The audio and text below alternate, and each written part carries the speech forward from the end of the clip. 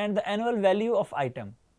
Hence, we obtain the quantity of inventory item consumed during a year and multiply it by unit cost to obtain annual usage cost. The items are then arranged in descending order of such annual usage cost. The analysis is carried out by drawing a graph based on the cumulative number of items and cumulative usage of consumption cost. I will show you the classification now.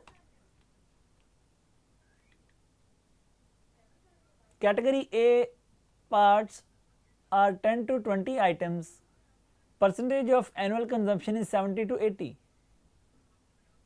Category B items are those having number 20 to 30. Percentage of annual consumption is 10 to 25.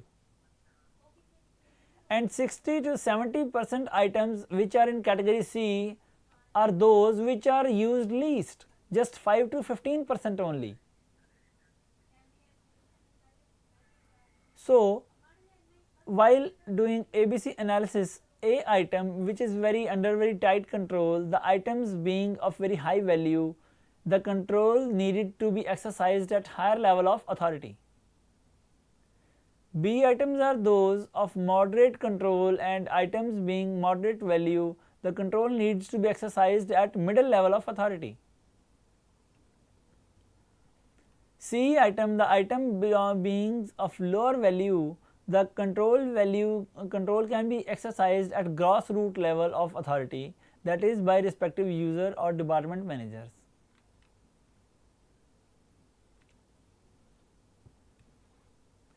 So, firstly we should move to graph. This is a ABC analysis graph. Here we can see the cost which is used by the A category products, B category products and C category products. This is a self-explanation figure also,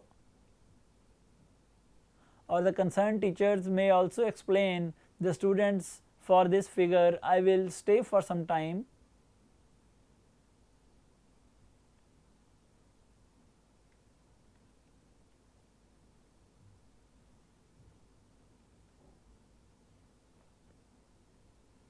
Now, let us move to some other analyses also which I have incorporated in these slides.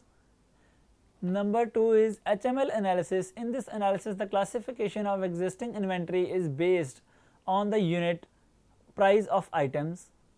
They are classified as high price, medium price and low cost items. In the NVD analysis, the classification of existing inventory is based on criticality of items. They are classified as vital, essential and desirable items. It is mainly used in spare parts inventory.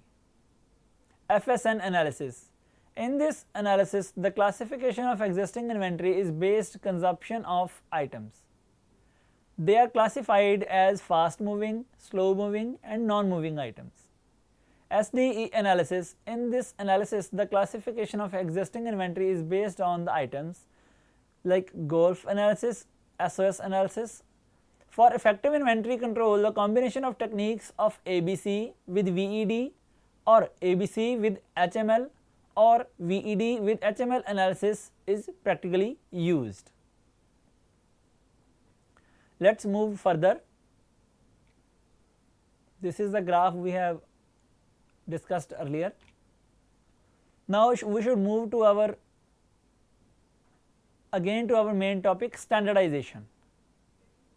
Since mass production techniques of industrial productions are based on the principle of uniformity and interchangeability of many parts, components and materials used in production process, standard products can be manufactured on a mass scale and their production cost can be kept minimum. Standardization leads to the cheaper and easier procurement and cost of replacement that can also be reduced. I would like to suggest my students that if we are going to make some bolt which is available in the market just for 2 to 3 rupees or 4 rupees, if we are going to manufacture it myself or ourselves, we will be implanting in lakhs. So that count value would be very much for producing a particular item always. So standardization is the rootkit or the key to success. Standardization supports the fundamental precepts to build to order and mass customization. All parts must be available at all point of use, not just somewhere in the plant, which eliminates the setup to find, load and kit parts. As a standalone program, standardization can reduce cost and improve flexibility. Standardization makes it easier for parts to be pulled into assembly instead of ordering and waiting. By reducing the number of parts types to the point where the remaining few standard parts can receive the focus to arrange demand pull just-in-time deliveries. Fewer types of parts ordered in large quantities reduce the part cost and material overhead cost also. So in short, standardization means producing maximum variety of products from the minimum variety of material, parts, tools and processes. It is the process of establishing standards or units of measure by which extent, quality, quantity, value and performance etc. may be compared and measured. Advantages and standardization. All the sections of company will be benefited from standardization as mentioned below. Firstly, we are going to count the benefits to design department. Fewer specification, drawings and part list have to be prepared and issued. Number 2, more time is available to develop new design or to improve established design. Better resource allocation and less qualified personnel that can handle the routine design work. Benefits to manufacturing department: lower unit cost, better quality products, better methods and tooling, increased interchangeability of parts, better utilization of manpower and equipment, accurate delivery dates, better services of production control, stock control and purchasing etc., and more effective training. Now benefits to marketing department of standardization: better quality products of proven design and reasonable cost leads to greater sales value, increases margin of profit, better product delivery, easy availability of sale parts, less sales pressure of after sales services. Benefit to production planning department: scope of improved methods, processes and layouts, opportunities for more efficient tool design and better resource allocation. Number 4th is reduction in pre-production activities. Now benefit to production control departments: number 1, well proven design and methods improve planning and control, accurate delivery promises, fewer delays arise from waiting for material, tools etc. Follow up for small batches consumes less time. Benefit to purchase and stock control department: holding of stock of standard items lead to less paperwork and fewer requisition orders. Number 2, storage and part location can be improved. Fewer techniques can be used for better control of stocks. Because of large purchase quantities involved, favorable purchase contracts can be made. Now benefits to quality control department: better inspection and quality control is possible.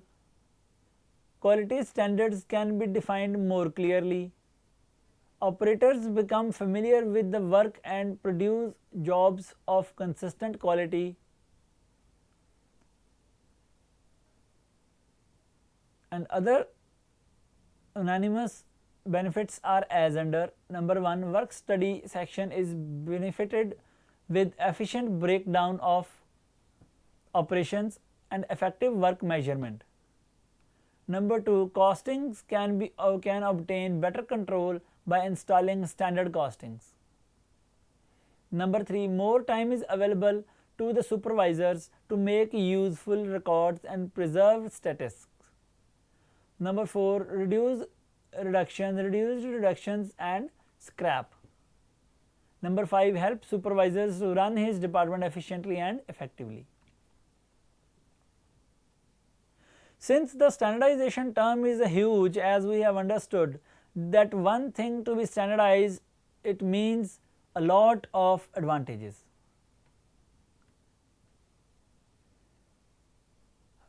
But there are few disadvantages also.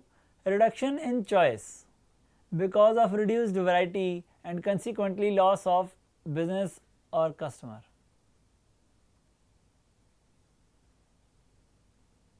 Number 2, standard once set resists change and thus standardization may become an obstacle to progress. So, we can't use standardization in each and every field. It tends to favor only large companies. This is also a major hindrance in the standardization path, that only a large company would survive to working upon its standardization. It becomes very difficult to introduce new models because of less flexible production facilities and due to high cost of specialized production equipment.